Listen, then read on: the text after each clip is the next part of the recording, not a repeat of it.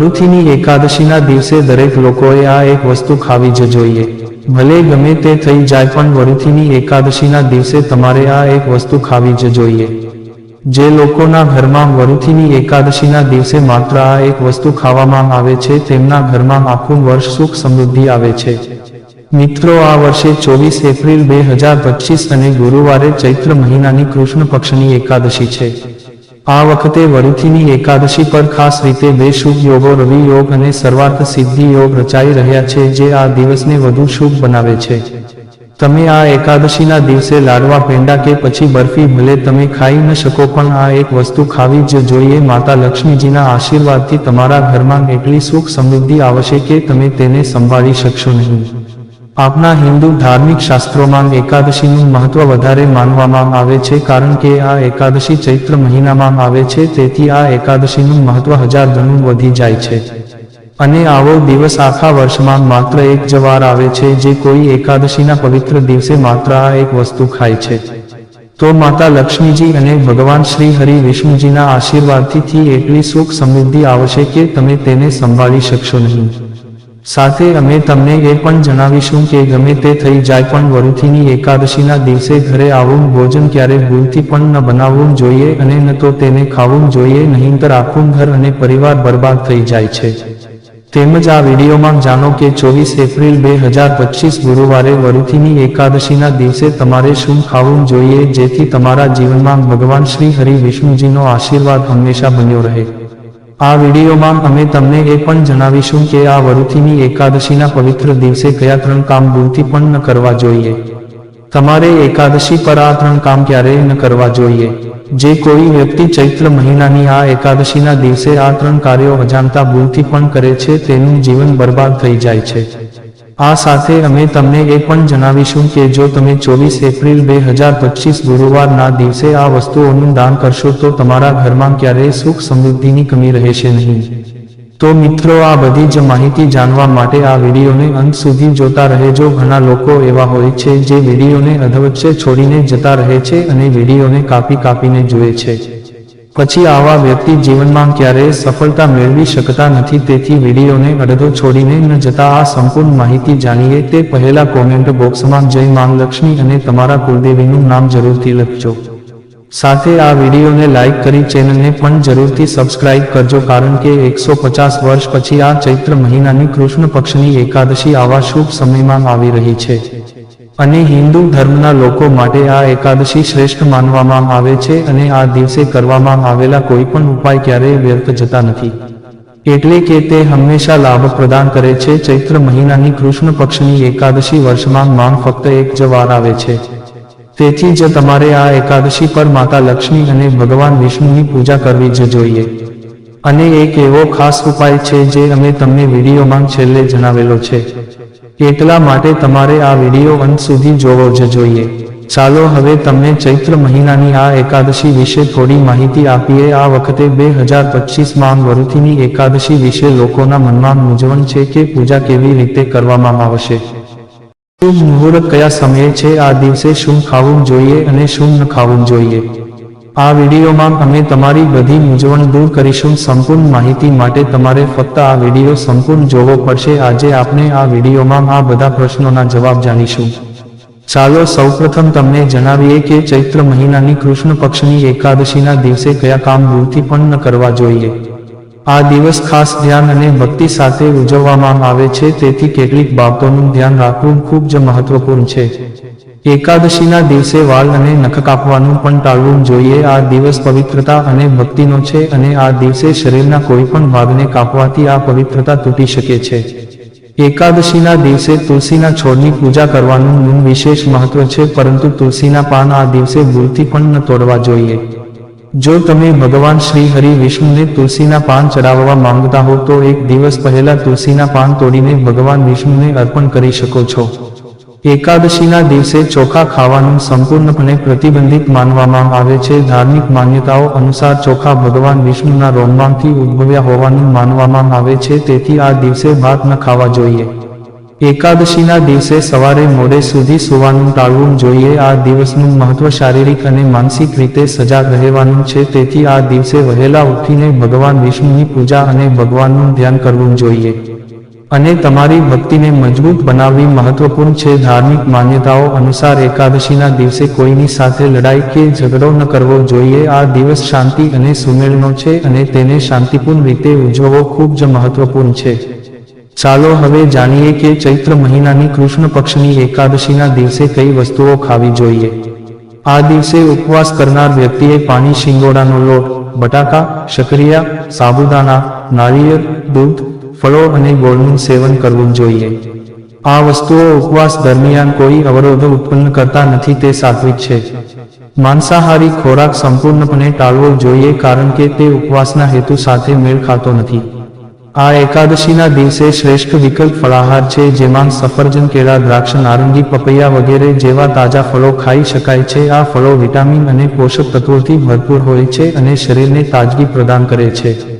આ ઉપરાંત જો તમને વધુ ઉર્જાની જરૂર લાગે છે તો તમે સાબુદાણાની ખીચડી, સાબુદાણાના વડા અથવા તો સાબુદાણા ટિક્કી પણ ખાઈ શકો છો. સાબુદાણા પચવામાં હલકા હોય છે અને શરીરને જરૂરી ઉર્જા પૂરી પાડે છે, જે ઉપવાસ દરમિયાન મદદરૂપ થાય છે. આ સાથે રાજગરાનો લોટ પણ સારો વિકલ્પ છે. આ દિવસે ફક્ત શુદ્ધ અને સાત્વિક ખોરાક જ બનાવવો જોઈએ અને ડુંગળી અને લસણથી દૂર રહેવું જોઈએ. આ તામસી ગુણોથી ભરપૂર હોય છે જે ઉપવાસના હેતુને અસર કરે છે. તો આ બધી બાબતોને ધ્યાનમાં રાખવી જોઈએ. આનાથી ભગવાન વિષ્ણુ અને માતા લક્ષ્મીજીનો આશીર્વાદ મળશે અને જીવનમાં સુખ, શાંતિ અને સમૃદ્ધિ આવશે. મિત્રો, વિડીયોમાં આગળ વધતા પહેલા જો હજુ સુધી તમે કોમેન્ટ બોક્સમાં જય માં લક્ષ્મી અને જય શ્રી વિષ્ણુ ભગવાન નથી લખ્યું તો કૃપા કરીને લખી નાખજો. સાથે આ વિડીયોને લાઈક કરજો અને ચેનલને પણ જરૂરથી સબસ્ક્રાઇબ કરજો. ચાલો હવે જાણીએ કે ચૈત્ર મહિનાની કૃષ્ણ પક્ષની એકાદશીના દિવસે કઈ કઈ વસ્તુનું સેવન ભૂલથી પણ ન કરવું જોઈએ. એકાદશીનો દિવસ ખૂબ જ પવિત્ર માનવામાં આવે છે. આ દિવસે કેટલીક વસ્તુઓ ખાવાની ટાળવી જોઈએ જેથી તમારી ભક્તિ સંપૂર્ણપણે શુદ્ધ રહે. તો ચાલો જાણીએ કે એકાદશીના દિવસે આપણે કઈ વસ્તુ ન ખાવી જોઈએ. તેમાં સૌથી પહેલી વસ્તુ છે માંસાહારી ખોરાકનું સેવન. એકાદશી જેવા પવિત્ર દિવસે માંસાહારી ખોરાક ખાવાની સંપૂર્ણ મનાઈ છે. આ દિવસે માંસાહારી ખોરાક, ઈંડા, માછલી, ચિકન કે કોઈ પણ પ્રકારનું માંસ ન ખાવું જોઈએ. તે શારીરિક શાંતિ, માનસિક શાંતિ અને આધ્યાત્મિક પ્રગતિ માટે હાનિકારક છે. માંસાહારી ખોરાક ખાવાથી તામસિક ગુણોમાં વધારો થાય છે, જે આપણી માનસિક શાંતિ અને સંતુલનને ખલેલ પહોંચાડી શકે છે. એકાદશીના દિવસે ભગવાન શ્રી હરિ, વિષ્ણુ અને માતા લક્ષ્મીજીની વિધિવિધાનથી પૂજા કરવામાં આવે છે. એટલા માટે આ દિવસે ફક્ત સાત્વિક ખોરાક જ ખાવો જોઈએ, જે શુદ્ધતા અને ભક્તિનું પ્રતીક છે. એટલા માટે આ દિવસે ફક્ત શાકાહારી અને સાત્વિક ખોરાક જ ખાઓ. બીજી વસ્તુ છે ખાટા ખોરાકથી દૂર રહેવું. એકાદશીના પવિત્ર દિવસે ખાટા ખોરાકનું સેવન કરવું પણ યોગ્ય માનવામાં આવતું નથી. કેરી, આંબલી, દહીં અને લીંબુ વગેરે જેવા ખાટા ફળો ખાવાનું ટાળવું જોઈએ. ખાટા ખોરાકથી તામસિક ગુણો વધે છે, જે માનસિક સ્થિતિ પર નકારાત્મક અસર કરે છે અને વિક્ષેપ પેદા કરી શકે છે. ખાટા ખોરાક શરીરમાં નકારાત્મક ઉર્જાનો સંચય કરે છે, જે પૂજા અને ઉપવાસના હેતુને નષ્ટ કરી શકે છે. તેથી આ દિવસે ખાટા ખોરાકથી દૂર રહેવું જોઈએ. ત્રીજી વસ્તુ છે નશીલા પદાર્થો. એકાદશીના દિવસે કોઈ પણ પ્રકારના નશીલા પદાર્થનું સેવન સંપૂર્ણપણે પ્રતિબંધિત છે. દારૂ, તમાકુ, ગુટખા વગેરેનું સેવન માનસિક અને શારીરિક સ્વાસ્થ્ય માટે હાનિકારક છે. આ પદાર્થો શરીરને અશુદ્ધ કરે છે અને સાથે પૂજામાં પવિત્ર હેતુને પણ પ્રભાવિત કરી શકે છે. આવા નશીલા પદાર્થોથી દૂર રહેવાથી તમારી ભક્તિ શુદ્ધ રહે છે, જેનાથી ભગવાન વિષ્ણુના આશીર્વાદ પ્રાપ્ત થાય છે. તેથી આ દિવસે કોઈ પણ નશીલા પદાર્થનું સેવન ન કરો. ખાંડ અને મીઠાઈઓનું સેવન. એકાદશીના દિવસે ખાંડ અને વધુ પડતી મીઠી વસ્તુઓથી દૂર રહેવું જોઈએ. વધુ પડતી મીઠું કે ખાંડયુક્ત ભોજન રાજસ અને તામસિક ગુણોમાં વધારો કરે છે, જે ઉપવાસના હેતુને પ્રાપ્ત કરવામાં અવરોધો ઊભા કરી શકે છે. જો કે કેળા, સફરજન, નાળિયેર વગેરે જેવા હળવા મીઠા ફળોનું સેવન કરી શકાય છે. મીઠા ફળો આહારને સંતુલિત કરે છે અને ભક્તિમાં કોઈ અવરોધ ઉત્પન્ન કરતા નથી. ડુંગળી અને લસણનું સેવન. એકાદશી જેવા પવિત્ર દિવસે ડુંગળી અને લસણનું સેવન પણ પ્રતિબંધિત. ડુંગળી અને લસણ તામસિક ગુણોથી ભરપૂર હોય છે અને તે વ્યક્તિના માનસિક સંતુલનને અસર કરી શકે છે. ડુંગળી અને લસણ ખાવાથી વ્યક્તિના આહારમાં અસંતુલન થાય છે અને ભક્તિમાં અવરોધ ઉત્પન્ન કરી શકે છે. એટલા માટે આ દિવસે આ બંનેનું સેવન ન કરો, જેથી તમારી ભક્તિ શુદ્ધ રહે અને તમારી માનસિક સ્થિતિ સંતુલિત રહે. હિન્દુ ધર્મમાં વરુથીની એકાદશીનું વિશેષ મહત્વ છે. આ વખતે 2025 ચૈત્ર મહિનાની કૃષ્ણ પક્ષની એકાદશી તિથિ 24 એપ્રિલ 2025 ગુરુવારના દિવસે છે. ચાલો હવે આપણે આ એકાદશીનું મહત્વ, શુભ મુહૂર્ત અને પૂજા પદ્ધતિ વિશે જાણીએ.